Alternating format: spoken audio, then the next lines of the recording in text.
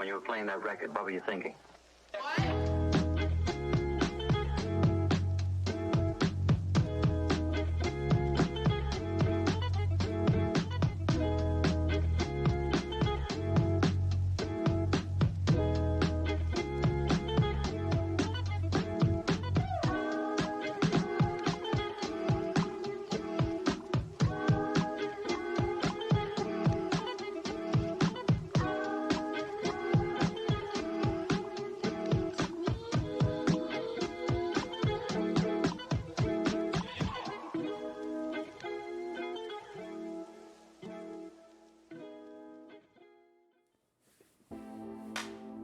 What is up, Cedarcrest High School? If we haven't met yet, my name is Justin, and I am pumped to begin this collection of conversations with you, all leading up to our next youth group live, which is going to be on March the 21st. We're entitling this collection Victory, and what we're going to look at is the idea of worship. So I want to ask you a question. Have you ever experienced one of those worship moments, this powerful worship experience, and then walk away thinking everything's going to change, only to wake up a day, a week, a month later and being like, wait, what happened? I was in just out of college, and I went to this retreat, which is what adults call camp. We had a couple of incredible worship experiences on this weekend. I left feeling filled up with just a desire to know God, to love God, to want to tell others about God. And then it slowly began to erode away. Oftentimes, people will refer to these moments as like mountaintop moments, where you're moved by something, but it doesn't create this everlasting change. And if you're like me, it can be really frustrating, and it can even be incredibly discouraging to the point where you might actually stop and say something like, why am I even doing this? Why do I even take part in worship? Why do I even spend my time worshiping when it seems like nothing ever changes? The Bible has so much to say around the idea of worship. What's the heart of worship? What does it mean to worship? How to live as a worshiper? And why does God invite us to worship Him? So today, what I want to just briefly unpack is this question. Do you understand what worship really is? See, we're going to unpack this idea of what is worship, what is not worship, and what is God inviting us to be a part of. And we're going to start by looking at something written in John chapter 4, verse 23. It says this: "Yet a time is coming and has now come when the true worshipers will worship the Father in the Spirit and in truth. For they are the kind of worshipers the Father seeks." Jesus is saying that the Father seeks worshipers who are worshiping in spirit and in truth. What exactly does that mean? Well, the idea of worshiping in spirit simply means, among other things, worshiping from the depths of your being. It's the emotional response.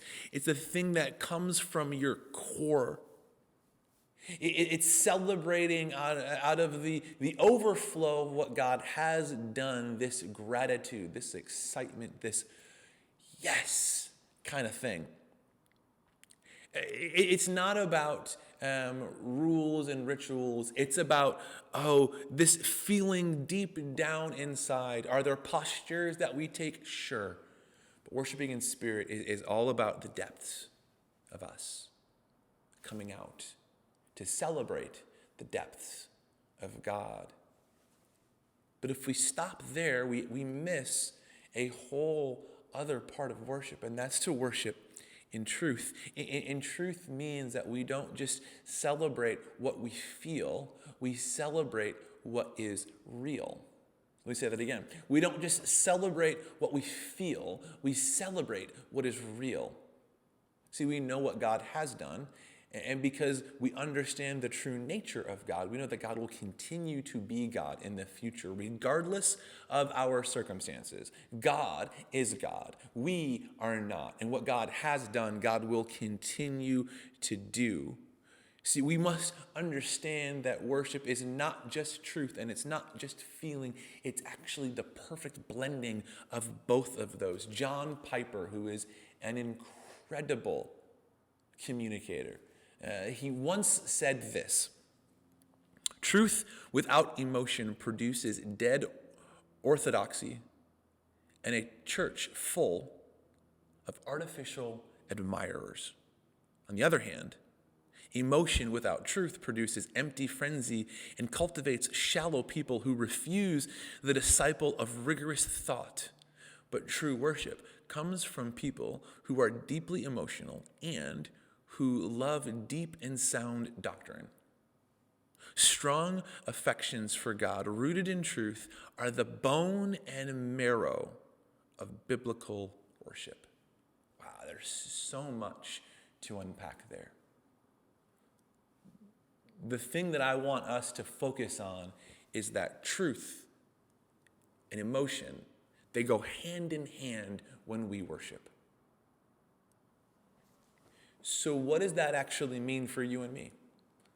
Like, how can we take this and see it played out in our everyday? Romans 12, 1 and 2 is a verse that maybe you're familiar with.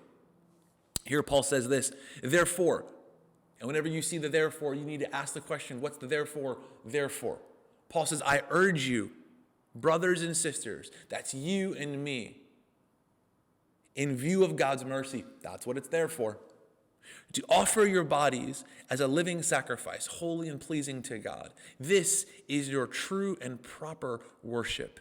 Do not conform to the pattern of this world, but be transformed by the renewing of your mind. Then you will be able to test and approve what God's will is, his good, pleasing, and perfect will. See, true worship isn't just something you do when the beat drops. True worship is a lifestyle. True worship is when we give of ourselves, mind, body, heart, everything we are, and we give that to God. God calls that worship. When we simply view worship as when the music plays, we're missing out on so much. See, God desires for us to worship when we're holding a guitar just as much as when we're holding a pencil. God desires from us worship when we're holding the microphone, hitting that high note just as much as when we're sitting talking to a friend. See, whatever we give our attention to, whatever we focus on, we worship. There was one time where Jesus talked about you can't have two masters. Either you're going to love one and hate the other, or you're going to despise one and go for the other. And he's talking about money. He's talking about God, and he was saying that that money isn't the root of all evil. It's the love of money. It's worshiping money over God is the problem. See, our lifestyle, what we choose to focus on and put in front of us, ultimately becomes the thing that we are going to worship. See, the bottom line is this: worship is more than a song. It's a lifestyle. It's about surrendering to God.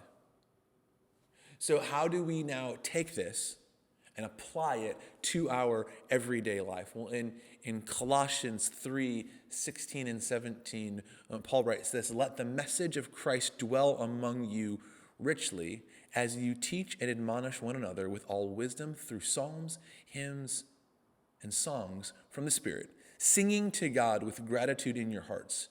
And whatever you do, whether in word or deed, do it all in the name of the Lord Jesus, giving thanks to God the Father through him. See, if we view our lives as worship, then everything we do becomes worship. When I was a junior in college, I was sitting at the halfway line of a soccer field. My team was playing against another team, and this other team was a Christian college, and their team captain gathered them all at the center of the field and said, "We have 45 minutes to worship." And I began to laugh. I was like, what are they going to pull out guitars and sing? See, as a college kid, I had a misunderstanding of what worship was, and that didn't help me see that everything I do is worship, not just the songs that I sing.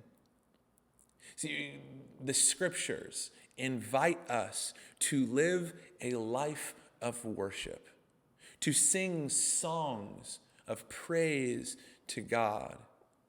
See, the music that we sing, yes, is pleasing to God, but it's only part of the picture. See, worshipers aren't just people who play an instrument or hold a microphone or raise their hands as they sing the words on the screen. See, you and I, we are worshipers. And we worship whatever is the most important thing to us. So here's my question. Do your actions demonstrate that you worship God? Not just in private, but also in public. Not just on Sundays, but on Tuesdays as well. You see, everything you do can be worship to God when you present those actions, those thoughts, those words with surrender as a follower of Jesus. So I want to ask you to think about what are the ways that you go about your life, and what's one area that you could redefine as worship? What's one thing you can say, I'm going to dedicate this, I'm going to surrender this, I'm going to lay this down to Jesus? Because Jesus demonstrated surrender in this. While we were still sinners, Christ died for us. Christ gave his life so that we could be back in a perfect relationship with him. And our response to that should be to give our lives back to him, to celebrate all that he has done, all that he is doing, and all that he is going to do. So, what's one area that you can surrender as worship to God this week? Until next time, peace.